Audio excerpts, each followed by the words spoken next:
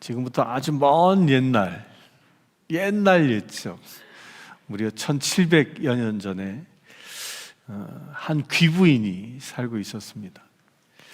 이 귀부인은 왕실에서 생활했고 그는 왕비로 살아갔던 사람입니다. 그러나 이 귀부인은 왕비였지만 늘 주님의 말씀을 사모하고 하나님 앞에 늘 기도하는 그런 사람이었습니다. 특별히 이 여인은 자기 자신의 몸, 그 안위를 위해서 기도하기보다는 당시 자기의 온 나라의 구원을 위해서 기도했던 사람입니다. 나라의 구원, 곧 자기가 속해 있는 당시 로마 대제국의 그 구원을 위해서 날마다 간절히 기도했습니다. 그렇게 기도했던 이 한 여인의 아들이 어느 날 그 로마 대제국의 황제가 됩니다. 그 황제가 바로 그 유명한 콘스탄티누스 대제입니다. 이 한 여인의 기도가 아들을 황제로 만들었고요, 그 황제가 등극하면서 그 여인의 기도는 이제 실제로 이루어지기 시작합니다. 날마다 로마를 구원해 달라고 울며 기도했던 그 한 여인의 기도를 하나님께서는 응답하신 것입니다. 그래야 그 아들을 로마의 황제로 만드시고요, 더 이상 로마 제국은 기독교를 박해하는 국가가 아니라 그 로마 제국은 기독교를 공인하는 국가로 만드신 것입니다. 로마가 구원되는 역사가 바로 이 한 여인의 기도로 시작되어졌고 꽃을 피우기 시작한 것입니다. 그 여인의 이름이 누구죠? 그 유명한 헬레나입니다. 헬레나. 그 헬레나 황후는 목숨을 걸고 신앙을 지킨 것입니다. 자기 아들이 황제가 되기 전까지는 그가 크리스찬이라는 그 이유 때문에 사람들로부터 많은 의심을 받았고 어려움도 실제로 경험했습니다. 한때는 크리스찬이라는 이유 때문에 왕후의 자리에서 쫓겨나기까지 했습니다. 또 궁에서 추출당하기도 했습니다. 그러나 그 모든 고난 가운데서도 이 여인은 신앙을 버리지 않았고요, 기도의 끈을 놓지 않고 저는 늘 간절히 무릎 꿇며 기도했을 때 하나님께서는 저의 기도에 응답해 주신 것입니다. 한 여인의 기도가 로마를 구원시킵니다. 사랑하는 성도 여러분, 여러분들의 기도 제목도 그 모든 기도 제목들이 주님 안에서 온전히 응답받으시길 축원합니다. 응답받으시길 축원합니다. 여러분들 부흥회 때를 준비해서 아멘 훈련해야 돼. 제가 허복란 선교사님 강의를 계속 듣는데 아멘 안 하면 막 야단치더라고요. 부흥회 때 혼나지 마시고 미리 아멘 합시다. 네, 아멘. 네. 여자 얘기했으니까 또 한 여인의 이야기를 또 들려드리겠습니다. 이 헬레나 성녀 이후에 약 30년이 지난 후에 로마 제국에 또 위대한 여인 한 여인이 나타납니다. 이 부인은요, 굉장히 믿음이 좋은 부인이었지만 그 집안에는 안타깝게도 되는 꼴이 없었어요. 되는 일이 없었어요. 그 하나밖에 없는 그 아들은 날마다 방탕하며 온 세상을 떠돌아다니며 술에 쩔어 살았습니다. 또 그는 철학을 한다고 하면서 온 세상의 잡다한 것들을 다 머릿속에 집어넣고 자기가 최고의 지적인 사람인 양 그런 교만에 빠져 살았습니다. 또한 그의 사생활은 방탕하기 그지없었습니다. 그 집안의 가세는 이 아들의 방탕함으로 인해서 점점점 기울어져 갔고 망하는 길로 가고 있었습니다. 그런데도 그 여인은 그 아들을 위해서, 그 집안을 위해서 기도의 끈을 놓지 않았습니다. 특별히 이 여인은 아들을 위하여 기도할 때 이렇게 기도했습니다. 아버지 하나님, 내 아들이 지금은 세상 사람들이 손가락질하는 탕자이지만 날마다 주색 잡기에 빠져서 살아가는 구제불능의 아이지만 주께서 하시기만 한다면 저 아이를 세계를 구원하는 세계의 주님의 사역을 펼쳐가는 위대한 사역자로 세워주실 줄을 믿습니다. 이렇게 날마다 기도했습니다. 아마도 미친 사람처럼 이 여인은 날마다 기도했을 것입니다. 세상에 어느 누구도 그 아들이 성자로 등극하리라 아무도 상상하지 못했습니다. 그러나 하나님께서는요, 날마다 간절한 이 어머니의 기도, 날마다 눈물로 드리는 그 기도에 응답하십니다. 하나님은 그 아들에게 어느 날 직접 찾아오셔서 음성을 들려주시고요, 그를 당신의 제자로 부르시고 삼으십니다. 이렇게 해서 제자가 된 사람이 바로 누구냐 하면 여러분들이 잘 아는 성 어거스틴입니다. 그의 어머니가 바로 모니카입니다. 여기 계신 성도님들, 특별히 어머니들, 여기 어머니들 많죠? 어머니들, 이 헬레나와 같이, 이 모니카와 같이 그렇게 귀한 기도의 어머니로 서시길 축원합니다. 어머니의 진정한 사랑과 눈물로 기도하는 것은 하나님께서는 절대로 외면치 않으십니다.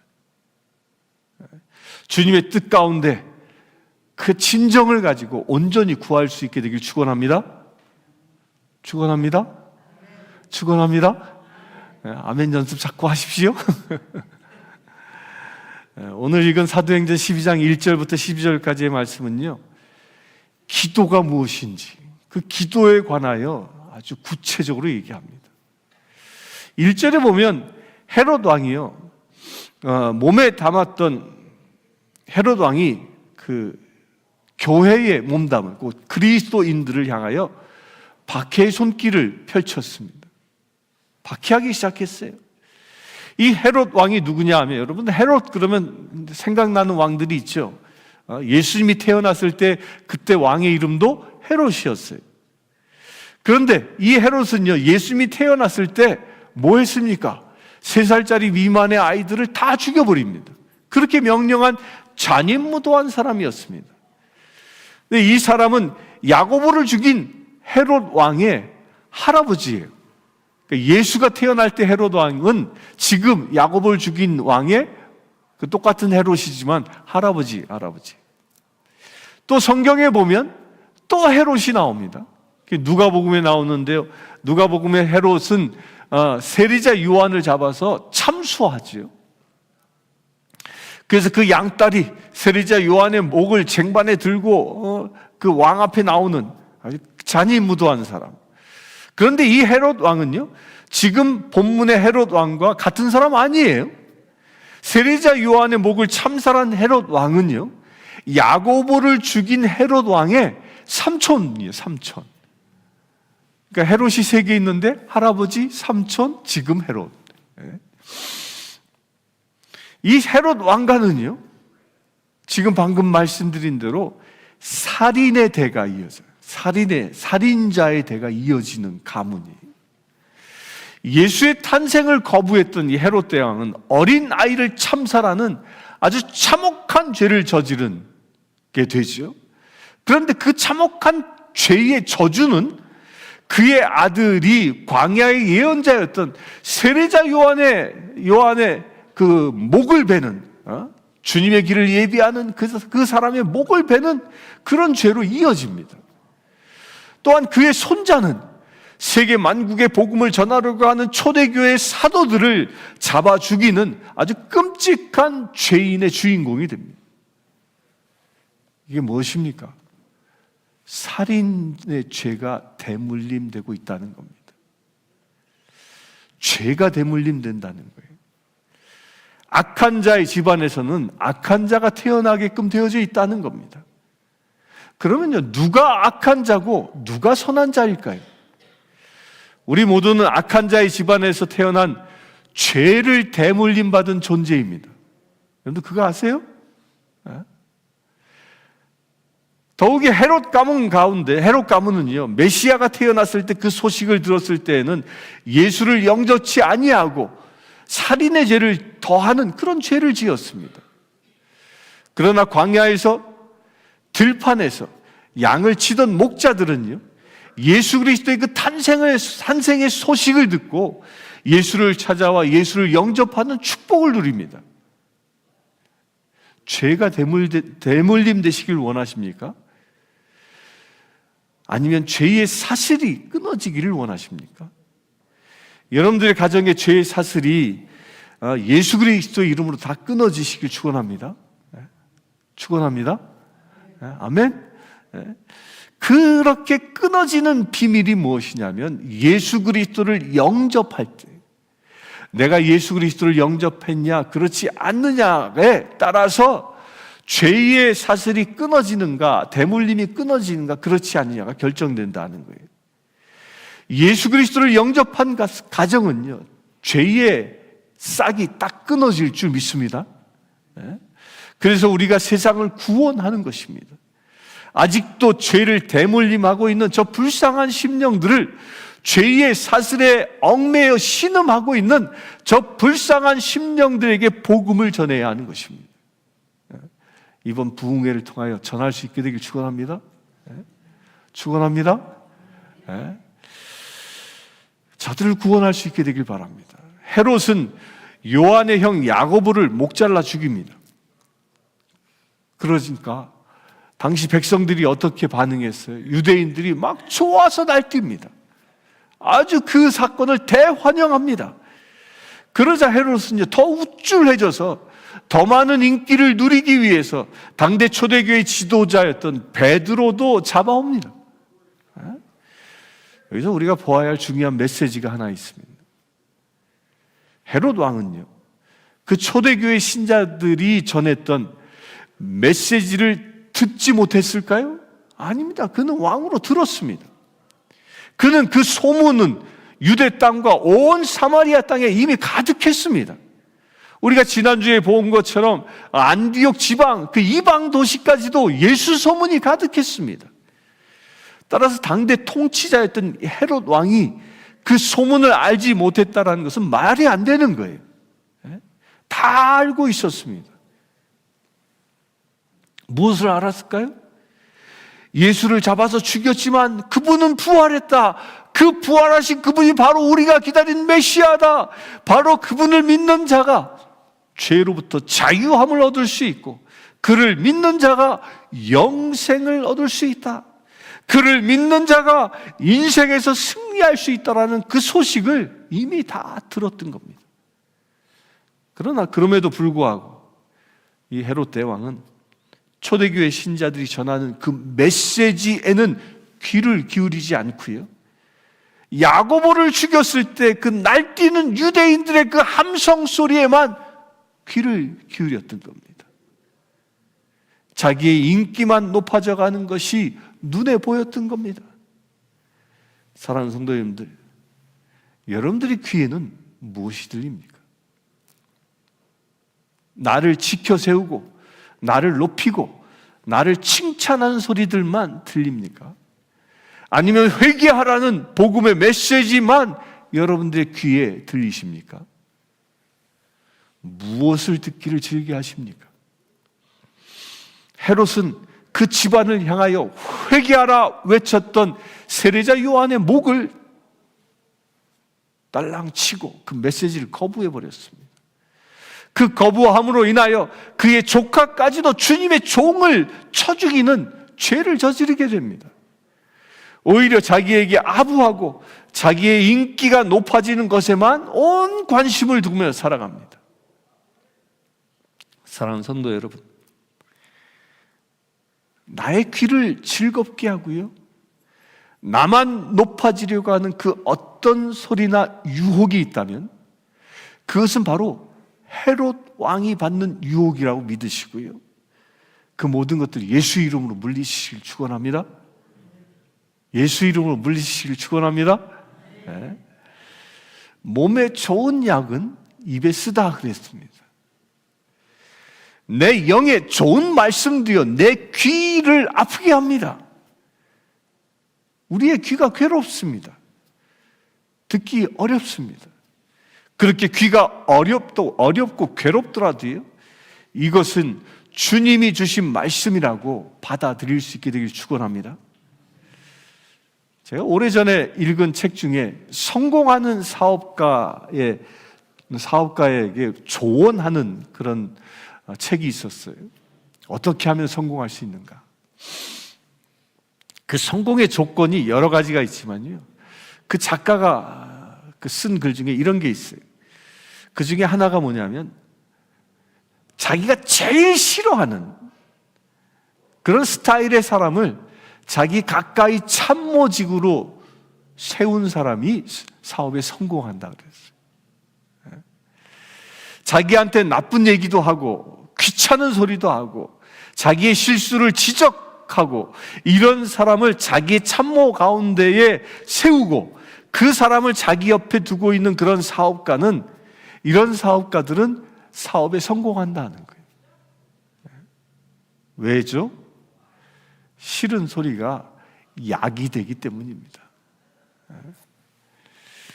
우리 성도님들도 그래요. 또 저도 그런 부분이 있어요. 저에게 누군가 복 받으십시오 하면 기분이 좋아서 아멘 합니다. 기뻐합니다. 하나님께서 우리와 함께 하십니다 라고 하면 그 기쁨이 있습니다. 기뻐 어쩔 줄 모릅니다. 여러분들의 모든 문제가 해결되어질 줄 믿습니다 그러면요, 기쁨이 옵니다. 그런데 이 죄인들아 회개하라 그러면 어느 순간 귀가 딱 닫혀버려. 아이고 또 그 소리.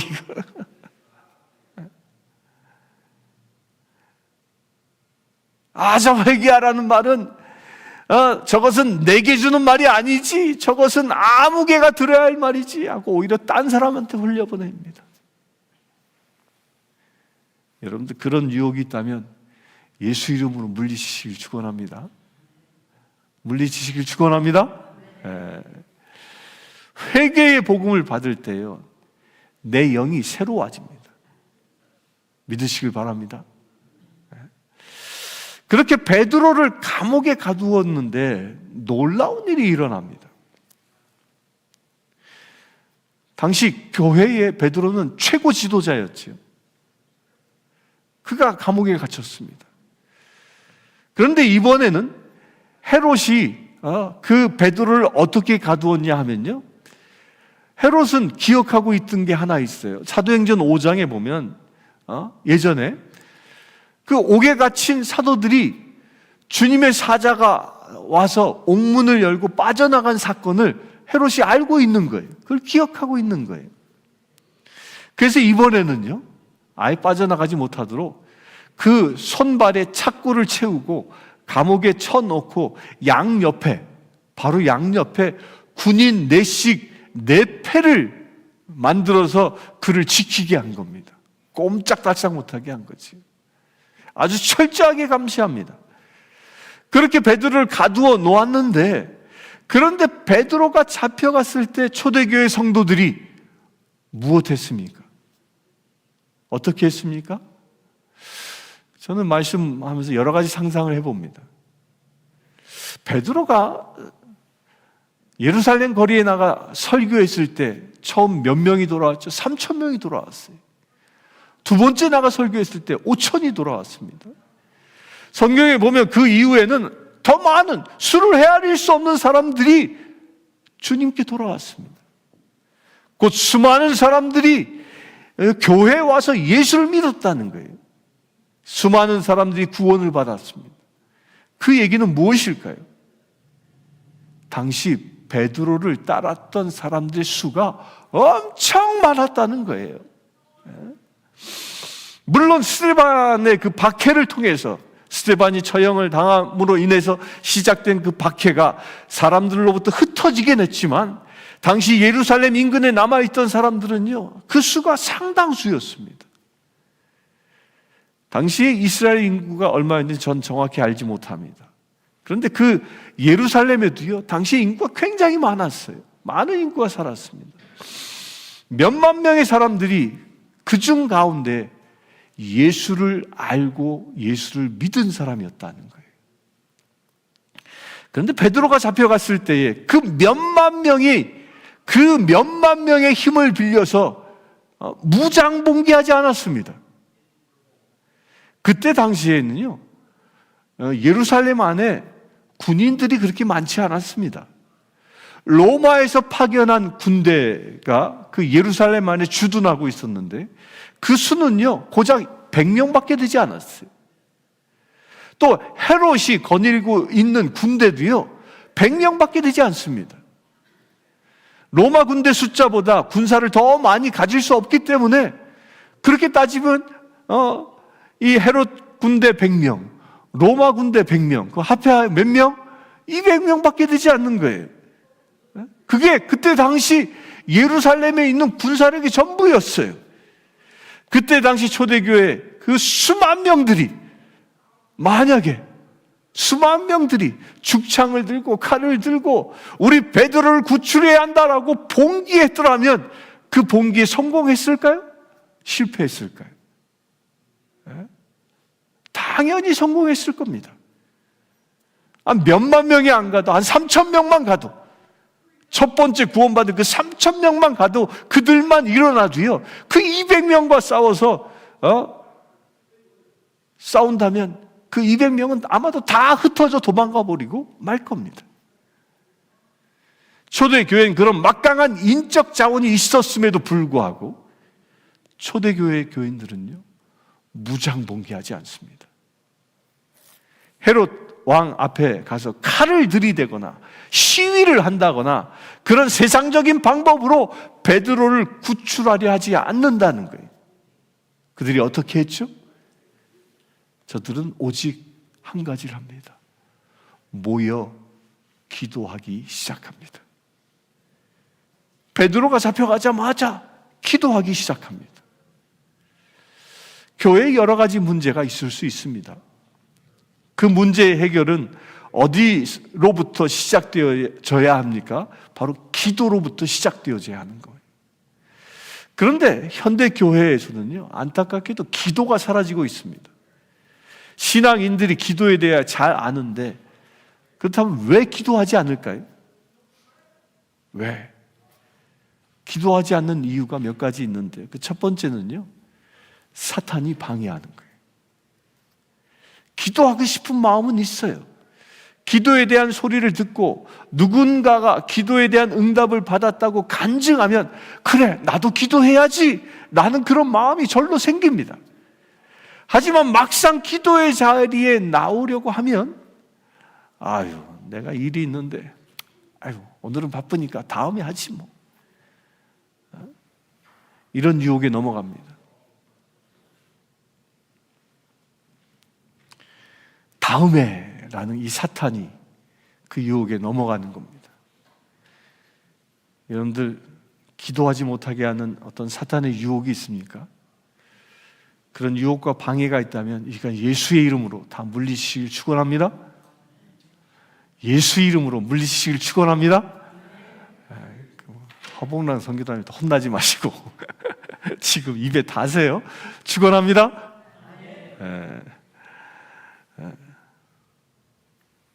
왜 그러면 사탄이 기도를 방해하죠? 기도하면 응답이 이루어진다라는 것을 사탄이 아니까, 그러니까 목숨 걸고 사탄이 방해하는 거예요. 너 지금 바쁘잖아. 다음에 기도해. 야, 그 문제 창피하지도 않냐? 왜 사람들 많은 데 가서 그런 기도 제목을 내놓고 기도하려고 해? 그러지 마. 그러면서 모여 기도하는 걸 방해합니다. 사탄은 세상이 변화되어지고 기도 응답을 통해서 세상이 구원되어지는 것을 싫어하고 또 방해하고자 우리의 기도의 길을 막아서는 겁니다. 사탄의 방해를 예수님의 이름으로 물리시길 축원합니다. 예수 이름으로 물리시길 축원합니다. 아멘. 자꾸 하십시오. 또 우리가 기도하지 않는 이유가 있어요. 두 번째 이유가 뭐냐면 불신이에요. 불신. 바꿔 말하면 기도하지 않는다는 건 뭐냐면요, 하나님의 능력을 내가 믿지 못하기 때문이에요. 믿지 않기 때문이에요. 교회는 나와요. 그러나 그 이유가 하나님을 믿고 하나님의 자녀됨을 확인하고 나의 기도가 응답받는 것을 간증하고 주님께 기도드리기 위해서가 아닐 수 있는 겁니다.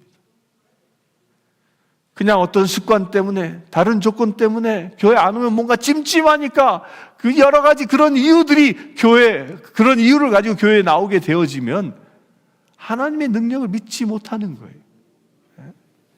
그렇기 때문에 기도하지 않는 겁니다. 사랑하는 성도 여러분, 주께서 여러분들과 함께 하심을 믿습니까? 혼나지 말려면 아멘 자꾸 하시라니까. 허봉란 선교사님 혼낼 때 보면 그냥 사람들 긴장하게 만드셔요. 아멘. 주께서 여러분들과 함께 하심을 믿습니까? 주께서 여러분들에게 능력을 주심을 믿습니까? 주께서 여러분들을 구원하셨다는 것을 믿습니까? 주께서 여러분들에게 기도의 응답을 주셨다고 믿습니까? 그렇다면요, 우리 기도에 힘쓸 수 있게 되길 축원합니다. 초대교회 성도들이 베드로가 옥에 갇혔을 때 저들이 모여 기도하기 시작했습니다. 우리가 여기서 중요한 포인트를 하나 발견합니다. 우리들이 가지고 있는 기도 제목이 있다면 그 제목 혼자 가지고 끙끙거리지 마시라는 거예요. 주님께서 뭐라고 하셨어요? 두세 사람이 모여 내 이름으로 기도하면 그곳에 주께서 함께 하신다고 약속하셨습니다. 초대교회 성도들은 이 말씀을 믿었기 때문에 베드로가 붙잡혀간 상황이었지만 저들은 모여 기도하기 시작한 것입니다. 모여 합심으로 기도했던 것입니다. 우리 교회에 여러 가지 문제가 있을 수 있습니다. 그런 문제를 놓고 서로 고민하고 잡담으로 그냥 얘기하고 소문내고 그런 이야기를 던지지 마십시오. 여러분들 앞에 어떤 문제가 보이면요, 그건 그냥 말로 소문으로 해결될 것이 절대로 아니라는 거예요. 그렇다고 모여 회의한다고 해결되지도 않습니다. 어떤 기발한 아이디어로 해결되는 것도 아닙니다. 어떤 문제가 여러분들 앞에 보이면 그것은 모여 기도할 때 기도의 응답으로 해결되어질 줄 믿습니다. 아멘이십니까? 아멘. 그래서 교회는 모이기를 즐겨해야 하는 것입니다. 신앙인들은 문제가 있으면 모이기에 힘써야 하는 겁니다. 아멘. 모여서 이야기만 하는 게 아니라 모여서 기도하는데 모두 힘쓸 수 있게 되길 축원합니다. 모여 기도하는 것에 하나님께서 응답하실 줄 믿습니다. 초대교회 성도들이 모여서 베드로의 그 석방을 위해서 기도하기 시작한 겁니다. 그때 놀라운 역사가 일어난 겁니다. 하나님께서는 그들의 기도 소리를 들으시고 누굴 보내셨습니까? 주의 사자 천사들을 보냅니다. 주님께서는요, 지금도 여러분들의 기도를 기다리고 계십니다. 그리고 기도를 응답해 줄, 그 기도를 이루어 줄 천사를 지금 대기시켜 놓고 계신 겁니다. 이것을 믿습니까? 저를 따라 합시다. 내가 기도하면 천사가 날 위하여 일한다. 아멘이십니까? 한국에 가면 그 강원도 그 원주라는 곳이 있죠. 거기에 이 변충구 목사님이라는 분이 계시는데 예수사관학교라는 것을 하면서 목회하시는 분이, 이분의 직업은 본래 약사였어요. 그가 대학을 졸업하고 원주에서 약국을 열어서 약국을 경영했습니다. 그런데 그는 아주 신실한 집사님이었습니다. 그래서 날마다 약국을 기도하고 문을 오픈했습니다. 하나님께서는 이 약국을 축복하시는 그 환상을 이 약국 주인, 이 변충구 약사에게 보여주었습니다. 어느 날 그 약국에 환자가 이렇게 들어오는데 그 옆에 천사가 그 환자를 붙잡고 인도하는 모습이 환상으로 보인 겁니다. 그리고 그 시작으로 인해서 원주에 있는 병자들을 이 천사들이 다 그 환자들을 자기 약국으로 데려오는 환상들이 보여지기 시작한 거예요. 그 기도 가운데 보여지는 환상이었습니다. 그래서 그 약사는요, 첫 손님에게 판 그 약값은 이 통에다가 딱 집어넣어요. 이거는 첫 만물이니까 하나님 것. 그리고 11조를 하나님께 꼬박꼬박 해서 드리고 그렇게 열심으로 신앙생활을 합니다. 그러자 어느 날 하나님께서 그를 목회자로 부르셔서 목회하게 되고 큰 사역을 감당하게 됩니다. 여러분들요, 기도하면 천사가 일합니다. 여러분들의 삶에도 천사가 동행하는 그런 역사가 일어나시길 축원합니다. 베드로가 감옥에 갇혔을 때 천사가 나타나서 그의 손발을 묶고 있었던 쇠사슬을 풀어버리고 그리고 문을 열게 합니다. 그 이전에 또 어떻게 해요? 그 옆에 있는 병사들을 잠들어 버리게 하죠. 4명씩 짝을 지어 경비했던 그 경비병들이 모두 잠들어 버립니다. 눈에 보이지 않게 합니다. 그리고 그 감옥이 파수가 무려 몇 개나 서 있었어요? 두 개나 서 있었어요. 한 초소를 지나면 또 한 초소가 있고, 그리고 또 철문이 어떻게 되어 있다고 그랬어요? 철문이 꽉 닫혀 있었습니다. 그렇게 철통 같은 곳이었음에도 불구하고 천사가 베드로를 인도해서 그것을 빠져나오게 하죠.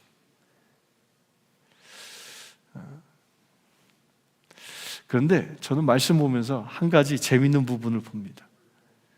천사가 베드로를 데려나갈 때 어떻게 하냐면 쇠사슬을 딱 풀게 하고 베드로에게 띠를 띠고 신을 신고 겉옷을 입어라 라고 얘기합니다. 감옥에 갇혀있는 상태였음에도 불구하고 허리띠를 띠고 신을 신기고 겉옷을 입히는 그런 여유가 있음을 보게 되지요. 주님은 여유를 가지고요, 우리의 기도에 응답하시고 일하신다는 겁니다. 괜히 우리 급할 것 없습니다. 기도하면 천사를 통하여 기도의 응답이 이루어질 줄 믿습니다. 이루어질 줄 믿습니다. 우리의 허리띠까지도, 우리의 신발까지도, 우리의 겉옷까지도 다 챙겨주실 줄 믿습니다. 베드로가 감옥을 나가는 것이 목적이 아니라, 그것만이 아니라 그의 그 사소한 것까지도 세세하게 살피고 보살피시는 그 주님의 은혜가 베드로뿐만 아니라 여러분들에게도 임하시길 축원합니다.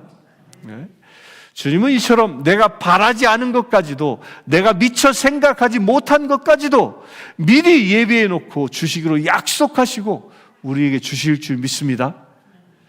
이것을 차지하는 길이 뭐예요? 어떻게 이것을 차지합니까? 기도하는 것입니다. 모두 기도에 힘쓸 수 있게 되길 축원합니다. 우리는 지금 4월 4일부터 6일까지 있을 부흥성회를 위하여 기도합니다. 우리가 기도하면 이 부흥성회에 주님께서는 분명히 천사들을 보내주실 줄 믿습니다. 천사들이 내시빌 사람들에게 찾아가 그들을 부흥성회에 인도할 줄 믿습니다. 그게 어떻게 가능할까요? 어떻게 가능할까요? 우리가 기도하고 우리가 전도하면 가능해집니다. 아멘이십니까? 우리가 누군가의 이름을 부르고 기도하면 천사가 그 사람에게 찾아가 그를 인도할 것입니다.